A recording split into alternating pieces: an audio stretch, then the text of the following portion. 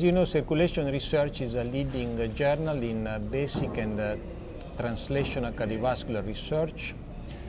We publish work in molecular, cellular, and integrative physiology, as well as translational research that illuminates the mechanism of human disease and human pathophysiology. So if I was an author, why would I want to submit to Circulation Research? Well, there are many reasons to submit to Circulation Research. First, we have a venerable tradition of being a highly respected and prestigious journal, so we have a very established and solid reputation in the field of cardiovascular publishing. Secondly, we have an extremely rapid handling of manuscripts, which I think has set the standards for editorial office performance. Our average review time for all original manuscripts is less than 14 days, even though we use 3 reviewers for all manuscripts that are fully reviewed. We also have an immediate online first publication, meaning that a paper that is accepted is published on the same day online. So in terms of rapidity, I believe we have achieved the highest level of rapidity that any journal can possibly accomplish. We also offer a very varied and rich portfolio of articles for authors. We have the regular communications, we have the short communications, we have the brief ultra-rapid communications, or BURCs, and the new methods in cardiovascular biology. The BURCs are very interesting because they are a vehicle for authors to publish very important data in an accelerated fashion. We provide a decision within 7 calendar days of submission, and the decision is a dichotomous decision. It's either acceptance with minor revisions or rejection.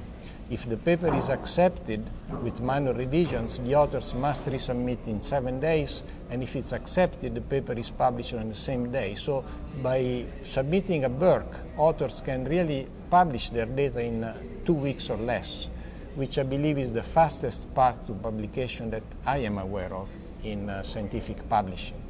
New methods in cardiovascular biology are very interesting because they allow us to publish techniques that are of potential broad applicability in the cardiovascular community and that have the potential to provide new insights into the mechanism of cardiovascular disease. I believe that the category of new methods is relatively rare among cardiovascular journals, at least, and so this is an option that we provide for authors who are interested in methodological papers. Finally, another reason for submitting is that Circulation Research has a very broad audience. We are the official journal of the Basic Cardiovascular Science Council of the American Heart Association, which in turn is the largest organization of basic cardiovascular scientists in the world. So we basically provide an opportunity for authors to reach virtually every cardiovascular investigator in the world. So the next question is, there are literally thousands of journals out there. Why should someone read Circulation Research every issue? There are many reasons to read Circulation Research. First is that we provide a very rich portfolio of articles, both original and non-original. And in fact, I think we have probably the richest portfolio of any journal I am aware of. So we provide, in terms of original research, regular communications, short communications, brief ultra-rapid communications, and new methods in cardiovascular biology.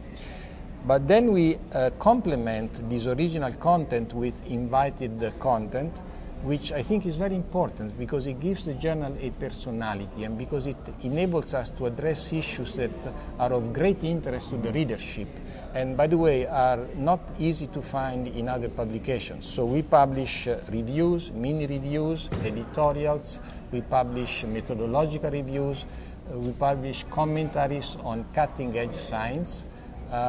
We publish the NHLBI page, which enables the NHLBI to communicate with the cardiovascular community, heart news and views, profiles in cardiovascular medicine, and translational success stories. So as you can see, there is a lot of content beyond the original communications themselves.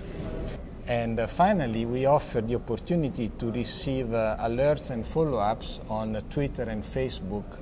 And we have recently launched the iPad application, which offers absolutely stunning pictures, which are virtually indistinguishable from the print version experience of circulation research. So how do you see the relationship of circulation research with the Council of Basic Cardiovascular Sciences? That's a very important aspect of our journal. We are the official organ of the Council on Basic Cardiovascular Sciences. And that for us is a tremendous opportunity because it provides us access to the huge membership of the Council, which includes essentially every cardiovascular investigator in the world. But it's also a responsibility because we, as the official organ, must support and promote the mission of the Council. And we do this very thoroughly. For example, we consult the leadership of the Council in many issues related to the journal, in the preparation of editorials, reviews, in the editing of review series, as well as in commissioning new articles or deciding new areas of emphasis for the journal. So the leadership of the Council plays a very important role in the direction of the journal. In addition, we routinely solicit reviews based on the Brown and Smith lectures, which are sponsored by the Council at the HA sessions. We invite the finalists of the Young Investigator Awards of the Council, the CATS and the Marcus Awards, to submit their papers to Circulation Research. We offer a news and views page for the new chairperson of the Council to lay out his or her vision for the Council. And importantly, we are now publishing scientific statements of the Council on Basic Cardiovascular Sciences. We started last May with a statement on animal models of heart failure, which describes the various models that can be used by investigators to study heart failure and the requirements that need to be met by each model in order to be considered as an appropriate model of heart failure. We believe that these statements are going to be hugely important to investigators in designing their protocols, to reviewers in evaluating manuscripts and grants, as well as to the Council in continuing to lead the way in cardiovascular research and set the standard for investigations at the basic and translational level. So thank you for your interest in circulation research and your support. This is a very exciting time for the journal.